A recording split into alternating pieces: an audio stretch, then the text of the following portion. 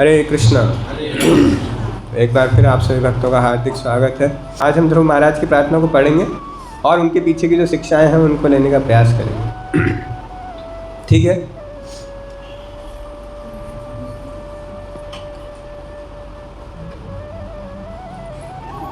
ध्रुव भगवत प्रेम के गहन सुख में डूब गए। वे भगवान को इस प्रकार देख रहे थे मानो अपनी आंखों से उन्हें पी जाएंगे, मुख से उनके चरण कमलों को चूम लेंगे और भुजाओं से उनका आलिंगन कर लेंगे।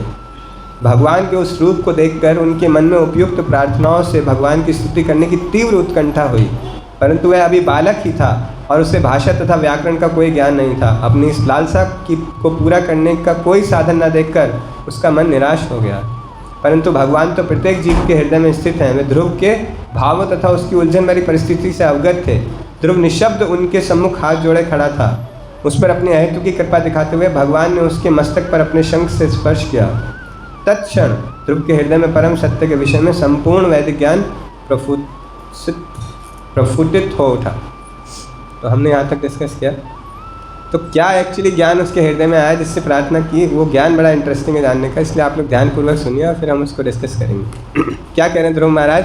शंख टच होने के बाद, सारा ज्ञान प्राप्त होने के बाद, ये एक्चुअली हमारे लिए अंडरस्टैंडिंग है। और जिसके लिए अभी मोहित प्रभु बोल रहे थे कि हमें प्रैक्टिकली अप्लाई करना है, तो अब यहाँ पे प्रैक्टिकल बता रहे हैं ध्रुव महाराज की हमारी सिचुएशन क्या है। तो ध्रुव का उत्साह बढ़ा और वह प्रार्थना करने लगा, हे भगवान, मेरे चित्त में प्रवेश करके आपने मेरी सारी सुप्त इंद्रियां, प्राण शक्ति तथा वाणी को जागृत कर दिया है। मैं आपको नमन करता हूँ। सृष्टि के आरंभ में आपने ब्रह्मा जी को ज्ञान से आलोकित किया।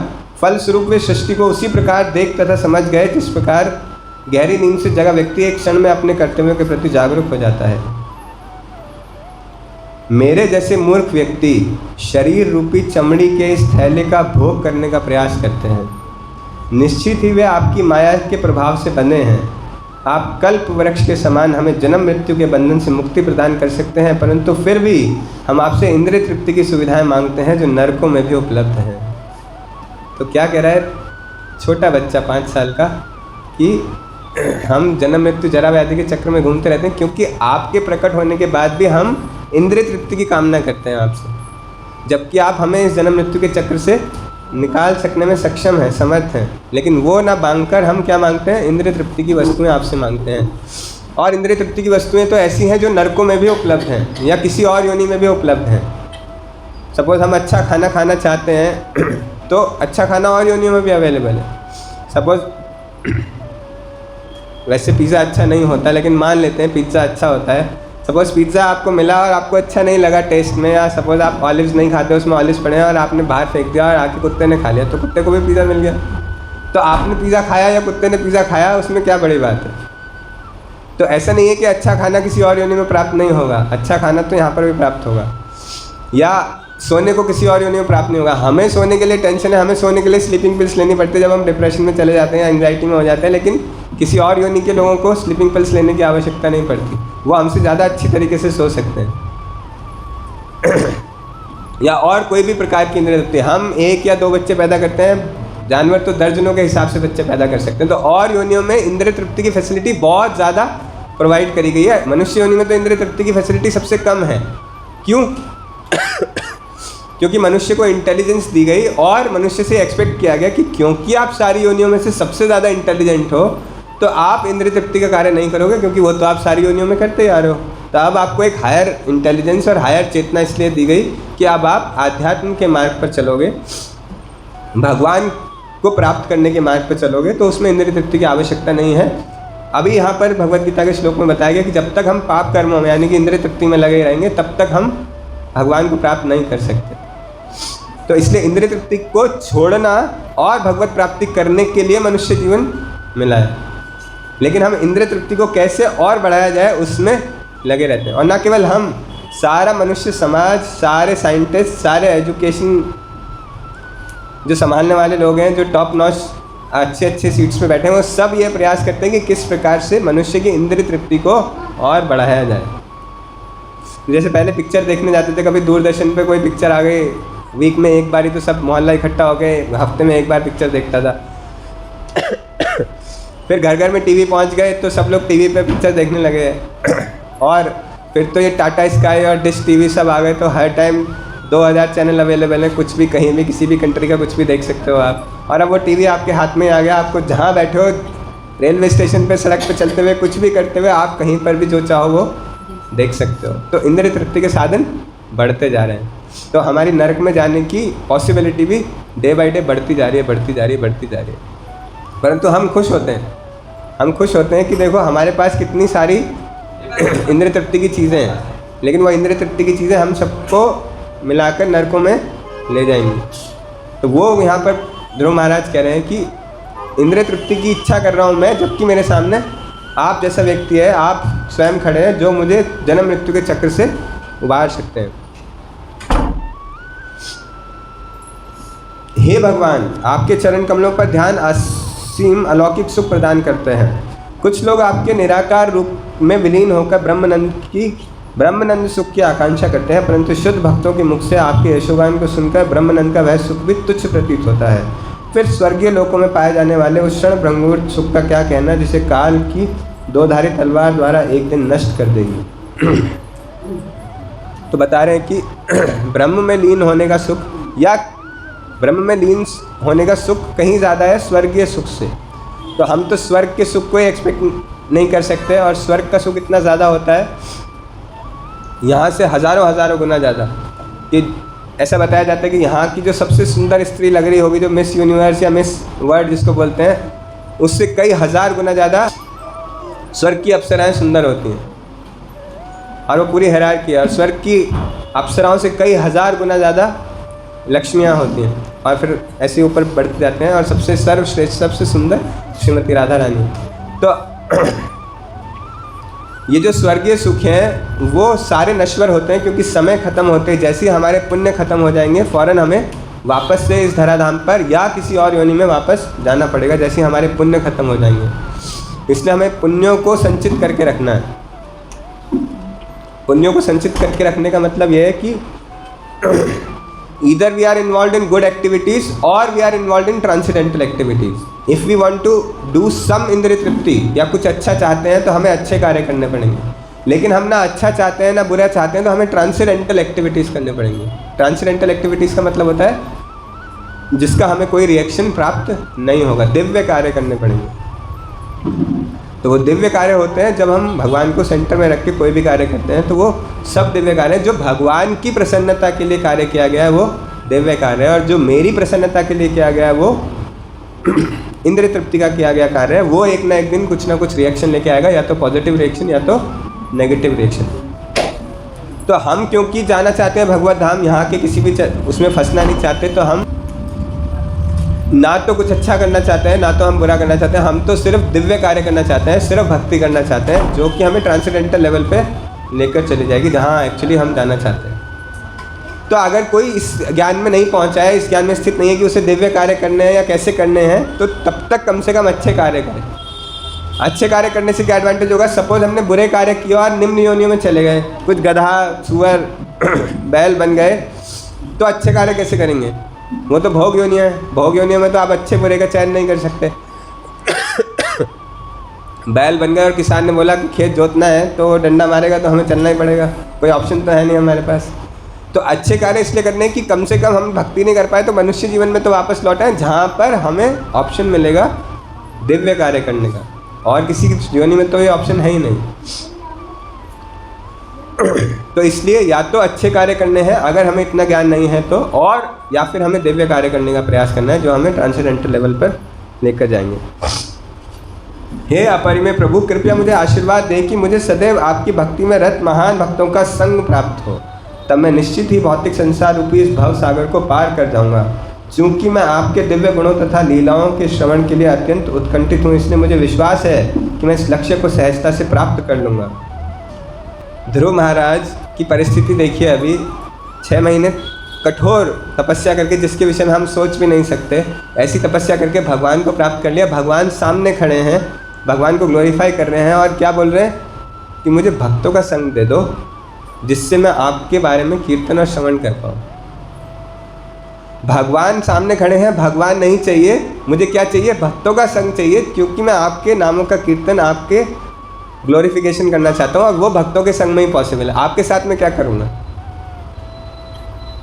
भगवान सामने प्रकट है, लेकिन आपके साथ में क्या करूँगा? मुझे तो आपसे डील करना आता ही नहीं है। तो मुझे भक्तों के संग में डालो जो मुझे एटलीस्ट आपके बारे में श्रवण कराएंगे, आपका ग्लोरिफिकेशन सुनाएंगे और आपसे डील करना भी सिखाएंगे। तो भगवान के सामने होने के बाद भी ध्रुव महाराज भक्तों का संग मांग रहे हैं। तो सोचिए भक्तों का संग कितना इम्पोर्टेंट है। अभी प्रभु जी बता रहे थे क्लास में कि कितना इम्पोर्टेंट है भक्तों का संग। तो हम यहाँ से समझ सकते हैं कि ध्रुव महाराज ऐसी परिस्थिति में होते हुए भी भक्तों का संग मांग रहे हैं। तो हमें जब भी अपॉर्चुनिटी मिलती है भक्तों का संग करने की, तो हमें ये सोचना चाहिए कि ये सबसे मोस्ट प्रायोरिटी वाला काम है हमारे जीवन में। क्योंकि जो भी हम थोड़ी आंशिक भक्ति कर रहे हैं हफ्ते में 1-2 घंटे की, बाकी तो घर पे जो माला चल रही है या साधना चल रही है वो तो सबको पता है कैसी चल रही है। कभी मोबाइल जप होता है, कभी टीवी जप होता है, कभी चैटिंग जप होता है, कभी स्लीपिंग जप होता है। कुछ भक्त हैं सिंसियर जो अच्छे से जप करते हैं, लेकिन मैक्सिमम तो हालत सबकी ख़राब ही है और हम सबको पता है कि हमारी हालत कैसी है। लेकिन ये कलयुग है, एक्चुअली हमारी गलती भी नहीं है। कलयुग का प्रभाव ऐसा है कि हम ठीक प्रकार से भक्ति करना चाहें तो भी नहीं कर सकते। इसलिए ध्रुव महाराज यहाँ पे कह रहे हैं कि वैष्णवों का संग कराओ, मुझे वैष्णवों के संग में डालो, क्योंकि वैष्णवों के संग से मुझे ये चीज़ें रियलाइज़ होंगी।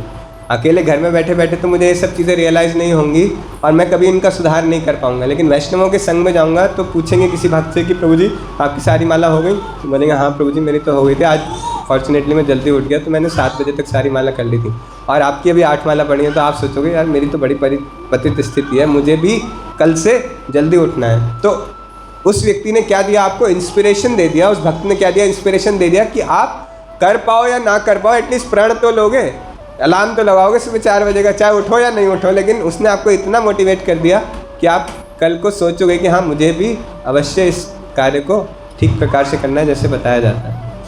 गृहस्थ जीवन में एक दूसरे को भक्ति में सपोर्ट करना बड़ा आवश्यक है। अगर हम एक दूसरे को, पति पत्नी को सपोर्ट नहीं कर रहा है या पत्नी पति को सपोर्ट नहीं कर रही है, तो हम भक्ति में बहुत आगे बढ़ नहीं सकते हैं। क्योंकि कोई क्रॉस चेक करने वाला चाहिए। हमारी टेंडेंसी क्या है कि अगर हमें कोई क्रॉस चेक नहीं कर रहा है तो हम नीचे को ही जाएंगे। और अच्छे से हमें पेंट पुताई करना आता है, काला धब्बा है कहीं तो उसके ऊपर ऐसे पेंट पुताई कर दो कि दिखाई ना पड़े कि हाँ यहाँ पे कोई ब्लैक स्पॉट था।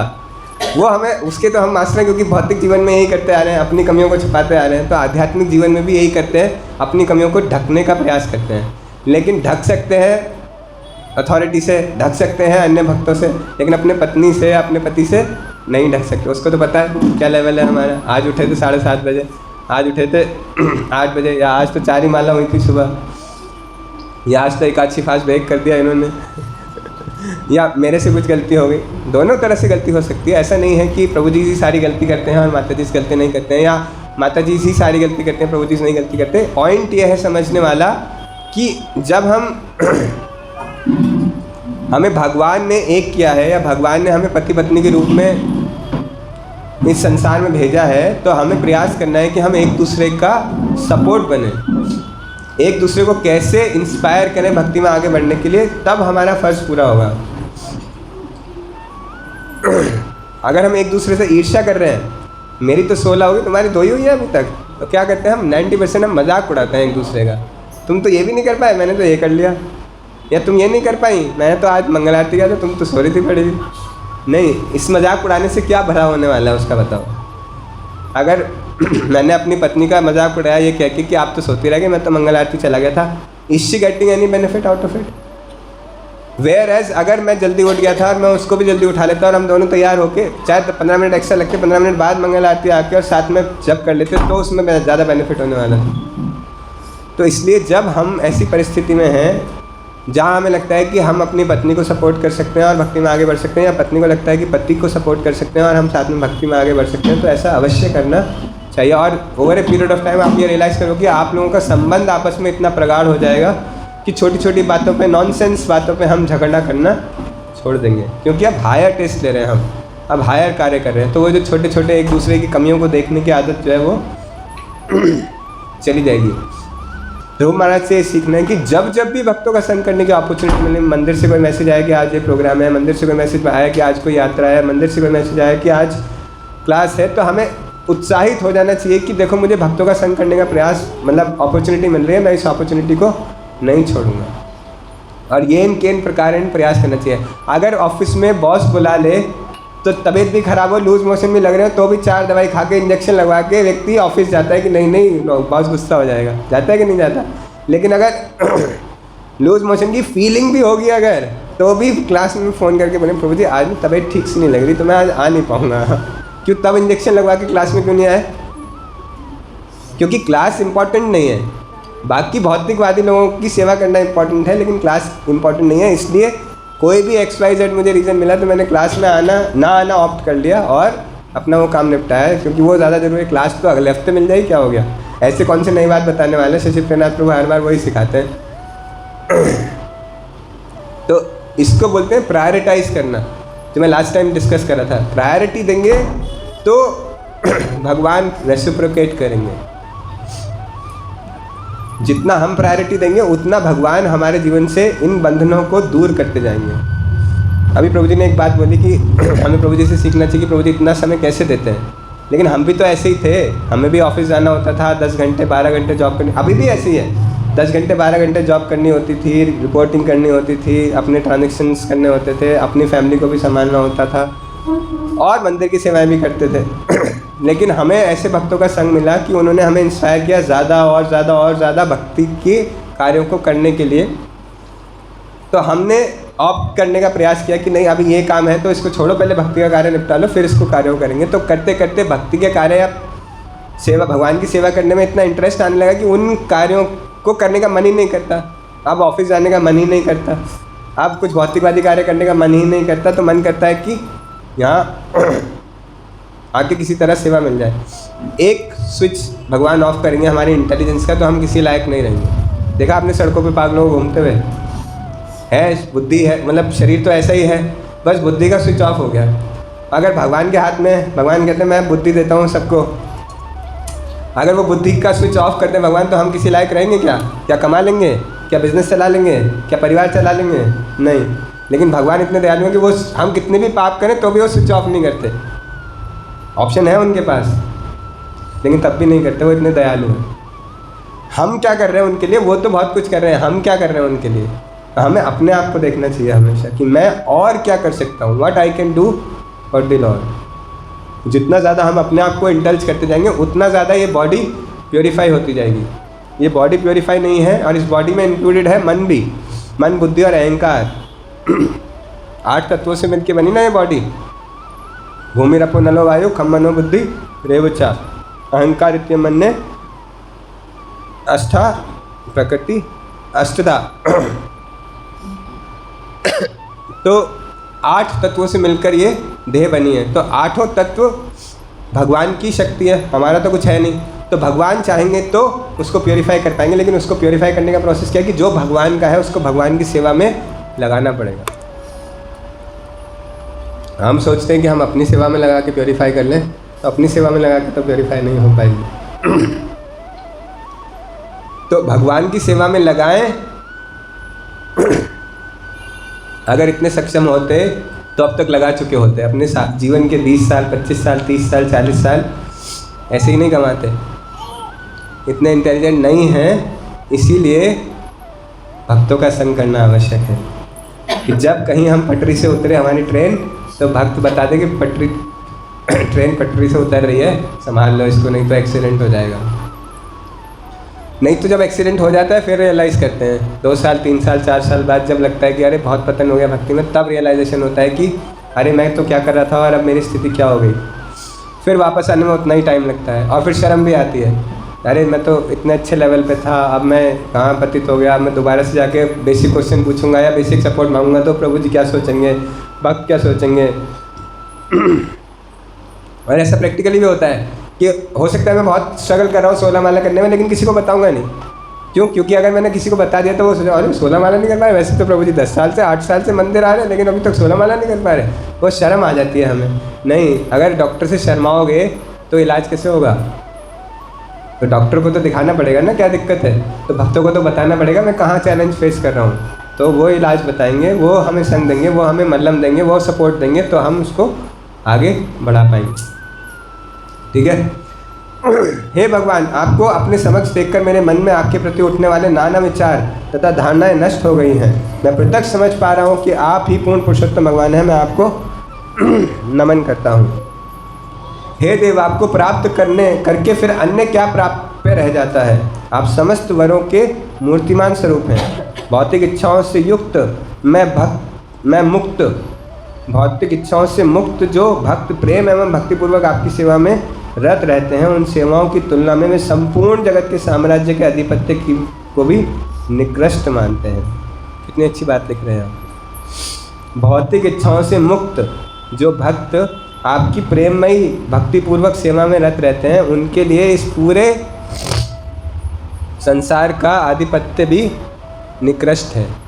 मतलब अगर पूरे संसार की पावर, पूरा संसार भी अगर उन्हें मिल जाए और भगवान की सेवा ना मिले, तो उस संसार के आधिपत्य की कोई वैल्यू नहीं है।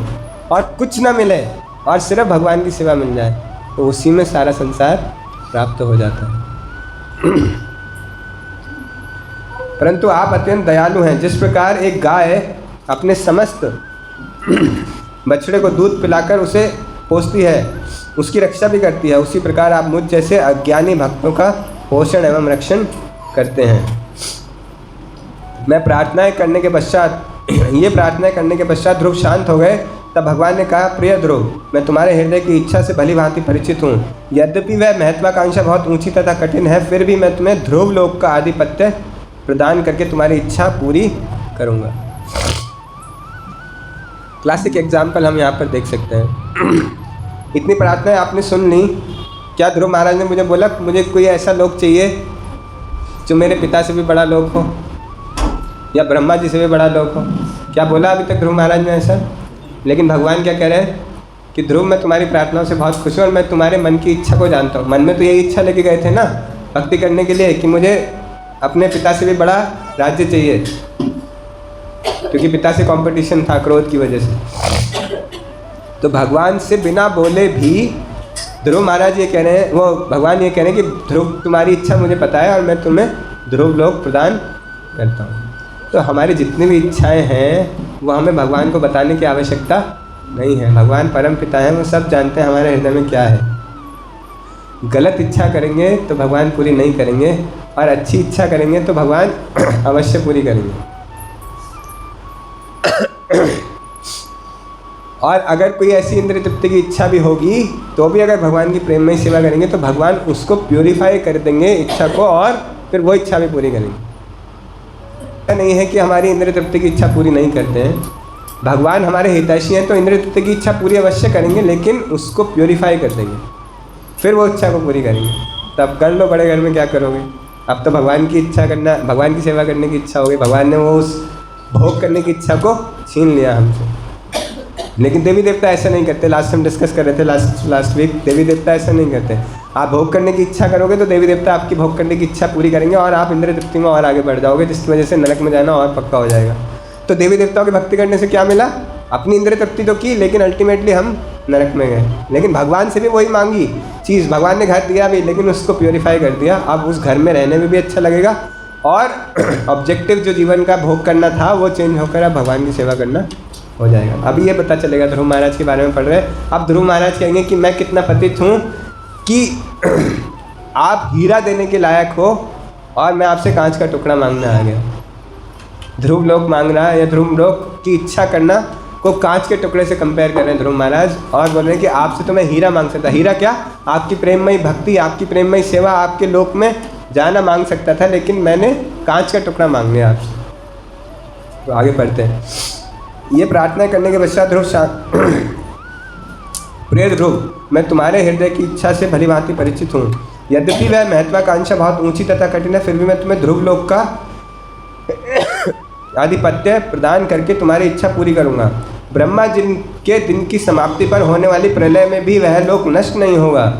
जिस प्रकार धान निकलने के लिए खंभे से बंधा दूध पीना किस किस को अच्छा लगता है? सबको अच्छा लगता है। खीर खाना किस किस को अच्छा लगता है? खीर ज़्यादा पसंद है कि दूध ज़्यादा पसंद है? खीर पसंद है ना? क्यों? खीर तो दूध की बनी है, लेकिन पसंद ज़्यादा क्यों होती है? क्योंकि कंडेंस हो जाती है, वो पक जाता है दूध, तो उसका फ्लेवर, उसका टेस्ट हमें और ज़्यादा अच्छा लगता है। तो अभी तक हमने दूध ही पिया है, हफ्ते में 2 दिन आते हैं, क्लास सुनते हैं और चले जाते हैं, उसको कंडेंस नहीं किया, उसको खीर नहीं बनाया। जब हम खीर बनाएंगे ज़्यादा से ज़्यादा सेवा में इन्वॉल्व होकर, ज़्यादा से ज़्यादा भक्तों का संग करके, तो उसका टेस्ट ऐसा आएगा कि फिर उसको छोड़ने का मन नहीं करेगा। तो हम उस स्टेज पे जाना चाहते हैं। और एक बात की गारंटी मैं ये दे सकता हूँ कि इससे आपकी भौतिक लाइफ पे कोई फ़र्क नहीं पड़ने वाला है। ऐसा नहीं होगा कि नौकरी छूट जाएगी, ऐसा नहीं होगा कि बिज़नेस बंद हो जाएगा, ऐसा नहीं होगा कि कोई घर के कार्य नहीं होंगे, या ऐसा नहीं होगा कि रिश्तेदारों से रिश्तेदारी छूट जाएगी। हाँ, जो प्रतिकूल हैं उनसे ज़रूर छूटेगी, लेकिन जो अनुकूल हैं उनसे तो और घनिष्ठ रिलेशनशिप हो जाएगा। लेकिन हम इस डर में रहते हैं कि कहीं मेरा काम ना छूट जाए, कहीं मेरी नौकरी ना छूट जाए, कहीं मेरा बिज़नेस ना चला जाए, तो हम इम्प्लीमेंट नहीं कर पाते इसको। जैसे एग्जीक्यूशन की प्रभु जी बात करें तो इम्प्लीमेंट करेंगे तो अवश्य भगवान हेल्प करेंगे, क्योंकि देखने वाले तो भगवान हैं। नौकरी हम नहीं कर रहे, नौकरी भगवान करते हैं हमें मेंटेन करने के लिए। हमें इंटेलिजेंस देते हैं भगवान। खंबे के चारों ओर घूमता रहता है, उसी प्रकार अंतरिक्ष के सारे सितारे ध्रुव लोक की धुरी पर घूमेंगे। आज तक किसी ने इस लोक पर राज्य नहीं किया है। कुछ समय में तुम्हारे पिता वानप्रस्थ स्वीकार करेंगे और अपना राज्य तुम्हें सौंप देंगे। तुम अगले 36,000 वर्षों तक पृथ्वी पर शासन करोगे। कितने 1000 साल? भक्ति कितने साल करी?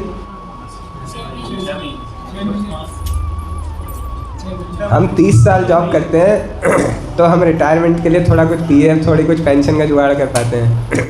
30 साल मेहनत करते हैं, अगले 10, 12, 15 साल जितना जीवन है रिटायरमेंट के बाद उसको जीने के लिए। यहाँ देखो भक्ति का इफेक्ट। 6 महीने भक्ति की और राज्य भोगने के लिए कितने साल मिल रहा है? 36,000 साल।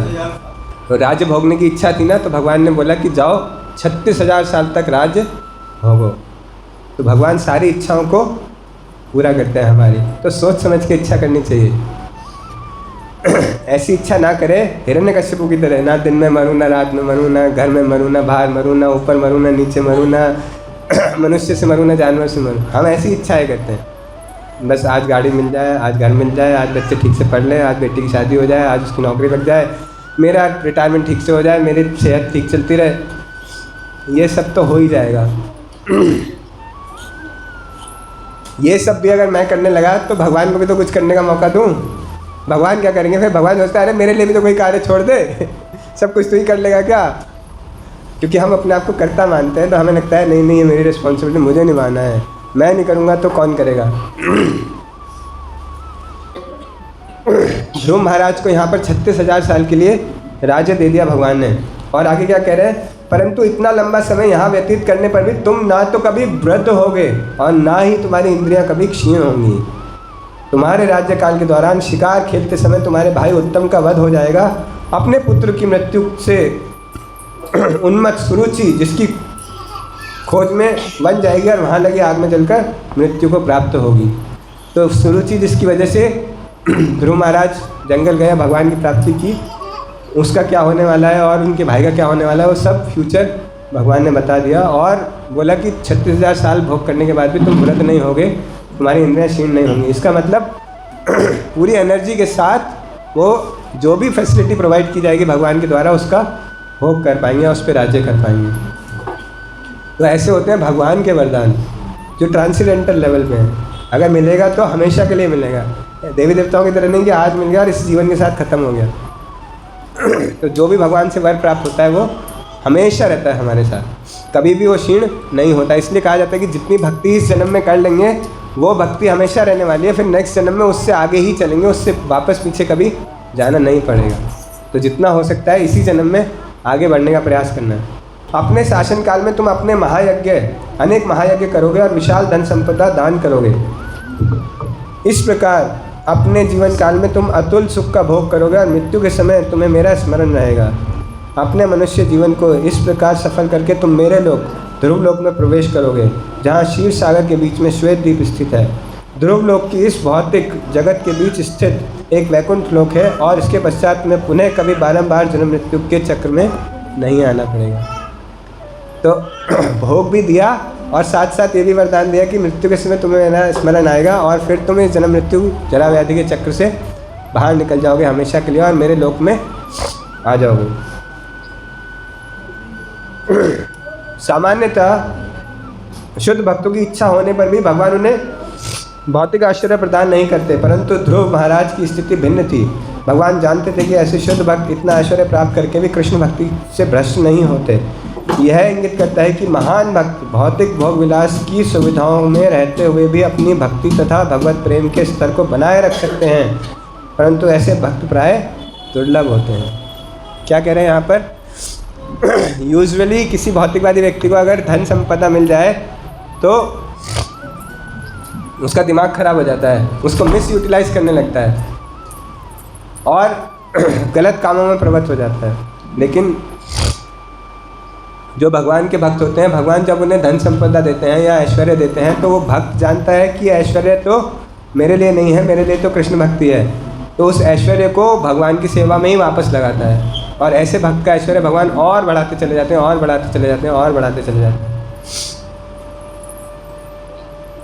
प्रैक्टिकली हम लोग अपने सामने देख सकते हैं।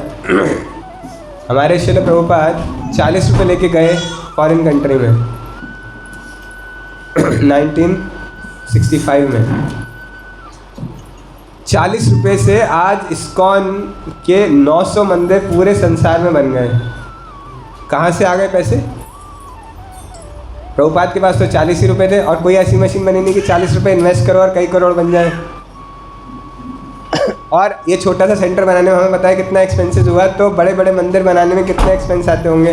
कहाँ से आई लक्ष्मी? प्रभुपाद जैसा व्यक्ति जो भगवान का शुद्ध भक्त है, उस जैसे व्यक्ति को भगवान सारा ऐश्वर्य, सारा धन धान्य प्रोवाइड करते हैं, क्योंकि उनको पता है कि अपनी इंद्रिय तृप्ति के लिए एक भी पैसा यूज़ नहीं करेगा।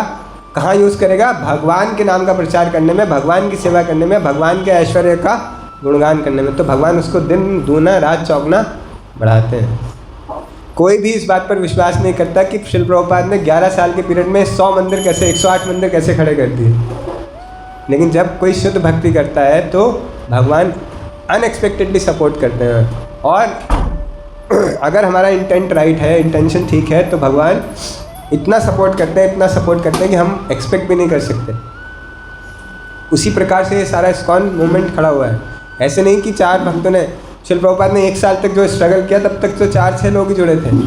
फिर जब भगवान ने देखा कि हाँ ये सही डायरेक्शन में जा रहा है, भगवान ने ऐसा हाथ पकड़ा कि अगले 10 साल में 10,000 डिवोटीज़ ने दीक्षा ली श्रील प्रभुपाद से, उनको अपना गुरु मान लिया और अपना मन तन धन सब कुछ दे दिया, जिसकी वजह से आज हम ये इतना बड़ा ISKCON movement, international society of Krishna consciousness देख पा रहे हैं। तो श्रील प्रभुपाद की क्वालिफिकेशन क्या थी? कि वो शुद्ध भक्त थे, भगवान की सेवा करना चाहते थे, भगवान के लिए ही सब कुछ यूज़ करना चाहते थे। ऐसा नहीं हुआ आजकल के बोकस गुरुओं की तरह कि पैसे आने लगे, बहुत सारा डोनेशन आ गया तो अब मैं अपनी इंद्रिय तृप्ति करूँगा, अब मैं अपना इंद्रिय भोग में लगाऊंगा, भगवान के लिए कुछ नहीं, सब कुछ मेरे लिए होना चाहिए। जिस स्पीड से भगवान दे सकते हैं उस स्पीड से भगवान ले भी सकते हैं। तो लोग कहते हैं जी इस्कॉन के पास तो बड़े पैसे आते हैं पता नहीं कहाँ से, और ये तो फॉरेन में भेजते हैं पैसा, ये करते हैं वो करते हैं, दुनिया भर की अनाप शनाप बातें भौतिकवादी लोग करते हैं जिनको इस्कॉन के बारे में कुछ भी नहीं पता। अंदर आके देखें यहाँ पे एक यहाँ बिजली का बिल देने के लिए कितने लोगों से डोनेशन मांगना पड़ता है। तो भगवान ऐसे शुद्ध मूवमेंट्स को सपोर्ट करते हैं, चैतन्य महाप्रभु ऐसे शुद्ध मूवमेंट्स को सपोर्ट करते हैं, तब ऐसे कार्य हो पाते हैं। नहीं तो आप करके देख लो 10 साल में 108 मंदिर, 10 साल में अगर एक मंदिर भी बना लो तो बहुत बड़ी बात है, चाहे कितना भी प्रयास कर लेना। लेकिन श्रील प्रभुपाद ने 108 मंदिर बना दिए और अब 900 मंदिर बन गए श्रील प्रभुपाद के भक्तों के द्वारा। क्यों? क्योंकि अपने गुरु को और भगवान को ग्लोरीफाई करना चाहते हैं। हम अपने आप को ग्लोरीफाई नहीं करना चाहते, अपना सेंस ग्रेटिफिकेशन नहीं करना चाहते, भगवान की इंद्रिय को तृप्त करना चाहते हैं। इसलिए भगवान इतना देते हैं, क्योंकि लक्ष्मी पत्नी है तो लक्ष्मी जी आ जाती हैं सेवा करने के लिए, सपोर्ट करने के लिए कि ये तो भगवान की सेवा कर ही रहा है, मेरे को तो लाइन में खड़ा होना पड़ रहा था, तो मैं इसी के पास आ जाती हूँ, कम से कम यही मुझे सेवा में लगा लेगा। लेकिन हम क्या करते हैं, हम सेवा नहीं करना चाहते तो वो लक्ष्मी बोलते ये तो सेवा ही नहीं करता, तो इसके पास क्यों जाना है। तो हम अपने दरिद्रता को खुद इन्वाइट करते हैं। लोग इस बात को समझ नहीं पाते।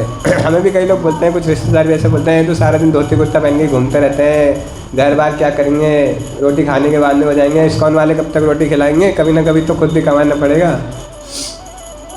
हमें तो कोई कमी नहीं लगती, भगवान का दिया सब कुछ है और दिन दूना रात चौगुना बढ़ता ही जा रहा है। तो भगवान उसकी टेक केयर करते हैं। बस होना क्या है, हमें डिपेंडेंट होना है भगवान के ऊपर और भगवान के ऊपर डिपेंडेंट होना तो बहुत बाद में सीखेंगे, पहले भगवान के भक्तों के ऊपर डिपेंडेंट होना पड़ेगा। पहले भक्तों के ऊपर डिपेंडेंट होंगे तो भगवान समझेंगे कि हाँ ये रिलायबल है, मेरे भक्त के ऊपर डिपेंडेंट है तो ये मेरे ऊपर भी डिपेंडेंट हो सकता है। जब तक हम डिपेंडेंसी दिखाएंगे नहीं गौर निताई यहाँ पर है, कैसे डिपेंडेंसी दिखाओगे? आगे बोलोगे भगवान मैं तो आपके ऊपर ही निर्भर हूँ, बस आज के बाद कुछ नहीं करूँगा, मैं बस आपके ऊपर निर्भर हूँ, आप खिलाओगे तो खाऊंगा, आप नहीं खिलाओगे तो नहीं खिलाऊंगा। तो क्या खिलाएंगे भगवान? लगता है आपको खिलाएंगे? मैंने एक बार लोमड़ी की कथा सुनाई थी, आप लोगों को याद है? एक लंगड़ी लोमड़ी की कथा सुनाई थी। एक व्यक्ति था, ऐसे ही बड़ा भगवान में विश्वास करता था और सोचता था कि भगवान कितने अच्छे हैं, भगवान कितना ध्यान रखते हैं, अच्छा आस्तिक व्यक्ति था। लेकिन कई बार कैसे मति फिर जाती है, उसके बारे में ये कहानी सुना रहा हूँ आपको। तो वो एक जंगल से जाकर गुजर के जा रहा था अपने गांव वापस। उसके गांव के रास्ते में एक जंगल पड़ता था, तो जंगल से निकल के जा रहा था तो उसने देखा कि वहाँ पर एक लोमड़ी पड़ी हुई है। तो वो एकदम लोमड़ी को देख के डर गया कि कहीं लोमड़ी मेरे ऊपर अटैक ना कर दे। बट उसने देखा लोमड़ी तो उठ ही नहीं पा रही है। तो उसने ध्यानपूर्वक देखा तो वो लोमड़ी के 3 पैर खराब थे, वो चल ही नहीं पा रही थी, घिसट घिसट के किसी तरह चल रही थी। तो उसको बड़ा तरस आया कि अरे कैसी लोमड़ी है, तो 3 पैर खराब है, तो चल भी नहीं पा रही है ठीक प्रकार से। तो नेक्स्ट थॉट आया कि ये तो चल भी नहीं पा रही, तो लोमड़ी को तो शिकार करना पड़ता है, ये खाएगी कैसे, पिएगी कैसे, सर्वाइव कैसे कर रही है। तो बड़ी उत्कंठा हो गई उसको कि मैं थोड़ी देर देखूं कि ये कैसे अपना जीवनचर्या चलाती है। 3 पैर खराब है, भाग नहीं सकती, दौड़ नहीं सकती, अपना बचाव नहीं कर सकती, शिकार नहीं कर सकती, तो खाएगी पिएगी कैसे। उतनी देर में, थोड़ी देर में वहाँ पर एक शेर आ गया और उस शेर ने हिरन को मुंह में दबाया हुआ था और वहाँ वो लोमड़ी से थोड़ी दूर आकर बैठ गया। और जैसे शेर शिकार करके अपने मांस को या जिस भी जानवर का शिकार किया उसको खाते हैं, तो शेर उसको खाने लगा। थोड़ी देर में शेर का पेट भर गया और वो आधा मांस उस हिरन का वहीं छोड़कर शेर चला गया। और लोमड़ी ने देखा कि शेर तो चला गया मांस को छोड़कर, तो लोमड़ी धीरे धीरे खिसकते एफर्ट करके वहाँ तक पहुँची और जो बचा कुचा मांस था वो लोमड़ी ने खा लिया और उसका पेट भर गया और संतुष्ट हो गई। तो व्यक्ति की आंखों से आंसू गिर गए कि देखो भगवान कितने अच्छे हैं कि ये लोमड़ी किसी लायक नहीं थी, शिकार नहीं कर सकती, लेकिन भगवान को पता है कि ये लोमड़ी शिकार नहीं कर पाएगी, इसलिए भगवान ने इसका इंतज़ाम कर दिया। किसी शेर को इंस्पायर किया कि तू आके इसके पास बैठ के खा और जो बच जाएगा वही लोमड़ी खा के अपना निर्वाह कर लेगी। बड़ा इंस्पायर हो गया कि मेरे भगवान कितने अच्छे हैं, आज से मैं भी कुछ नहीं करूँगा, भगवान ही मेरा भरण पोषण करेंगे। और अपने गांव पहुंचा और अपने चारपाई पे जाकर लेट गया। कह रहे अब मैं खाना तभी खाऊंगा जब भगवान खिलाएंगे, पानी तभी पीऊँगा जब भगवान पिलाएंगे। ना खाया ना पिया, 1 टाइम गया, 2 टाइम गए, 1 दिन पूरा चला गया, खाने को नहीं मिला। दूसरा दिन हुआ, दूसरे दिन भी देखता रहा कि कोई खाने के लिए आएगा, भगवान किसी को भेजेंगे, कहीं से आएगा। दूसरा दिन भी चला गया, तीसरा दिन भी चला गया, चौथा दिन भी चला गया। अब उसकी हालत ख़राब हो गई। 4 दिन तक व्यक्ति नहीं खाएगा तो सूखता जाएगा। जब 6-7 दिन हो गए और खाना नहीं आया और मरणासन हो गया, तो एक आकाशवाणी हुई और आकाशवाणी में भगवान ने बोला, हे मूर्ख, तूने विश्वास तो ठीक किया, लेकिन इंस्पिरेशन किससे ली? मैंने तो तुझे 2 चीज़ें दिखाई थी, मैंने तुझे लोमड़ी भी दिखाई और मैंने तुझे शेर भी दिखाया। तो तूने लोमड़ी बनना क्यों एक्सेप्ट किया, शेर बनना क्यों नहीं एक्सेप्ट किया? कि कुछ ऐसा करता जो तू अपने भी पेट भर सकता और किसी लाचार की भी हेल्प कर सकता। लेकिन तूने लाचार बनना स्वीकार कर लिया और ये एक्सपेक्ट करता रहा कि भगवान आके मुझे खिलाएंगे।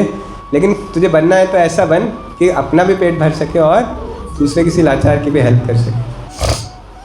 तो भगवान की डिपेंडेंस का मतलब ये नहीं है कि हम कार्य करना छोड़ देंगे, कुछ नहीं करेंगे और भगवान हमें मेंटेन करेंगे। नहीं, जो हमारे कार्य हैं, जो हमारे कर्म हैं, जो हमारा दैनिक जीवन का कार्य है, वो तो करना ही है, लेकिन उसमें भी डिपेंडेंसी भगवान के ऊपर रखनी कि भगवान आप ही सब कुछ देने वाले हो, मैं तो हाथ पैर हिला रहा हूँ, लेकिन करने वाले आप हो। आप चाहोगे तो ये हाथ पैर हिलाने से मैं जितनी मेरी रिक्वायरमेंट है वो 1 दिन में प्राप्त कर सकता हूँ, और आप चाहोगे तो मैं हो सकता है 30 दिन तक हाथ पैर हिलाता रहूँ, तब भी उतनी रिक्वायरमेंट मेरी पूरी ना हो सके। तो वो डिपेंडेंस भगवान के ऊपर रखनी चाहिए और उस डिपेंडेंस को भगवान चेक करते हैं कि अगर एक्सपेक्टेशन से कम देंगे तो हम वो डिपेंडेंस मेंटेन करके रखेंगे या नहीं रखेंगे। सपोज़ मुझे तो 20,000 रुपये में मेरा घर का खर्चा चलता है और मैं डिपेंडेंट रहना चाहता हूँ भगवान के ऊपर, और भगवान ने पहले महीने मुझे किसी तरह से 4,000 रुपये दिए, तो मैं भगवान आपके ऊपर डिपेंडेंट होने 16,000 का नुकसान हो गया, मैं 20,000 कमा लेता, बेकार ही आपके ऊपर डिपेंडेंट रहा, 4,000 में कैसे गुजारा चलेगा। अगर हमने ये सोच लिया कि भगवान चलो आपने 4,000 दिया तो मैं 4,000 में जीऊँगा, आप जैसे चरखना चाहते हो मैं वैसे ही रहना चाहूँगा, तो भगवान अगले महीने 40,000 भी दे सकते हैं, 4 लाख भी दे सकते हैं, 4 करोड़ भी दे सकते हैं। लक्ष्मीपति है, ये तो सिर्फ मैं भौतिक एग्जाम्पल दे रहा हूँ समझने के लिए, लेकिन भगवान ऐसा कुछ देंगे जिससे हमारी वो 4,000 की रिक्वायरमेंट भी खत्म हो जाएगी। इतना प्रेम, इतना सेटिस्फेक्शन, इतनी शांति देंगे हृदय में कि हमें ये भौतिक भाग दौड़ में पड़ना ही नहीं पड़ेगा। तो हम दिव्य कार्य करेंगे, दिव्य कर्तव्य करते करते भगवान के दिव्य स्तर पर स्थित हो जाएंगे, तो फिर हमारे जो भौतिक शरीर की रिक्वायरमेंट्स हैं वो धीरे धीरे कम होती चली जाएंगी।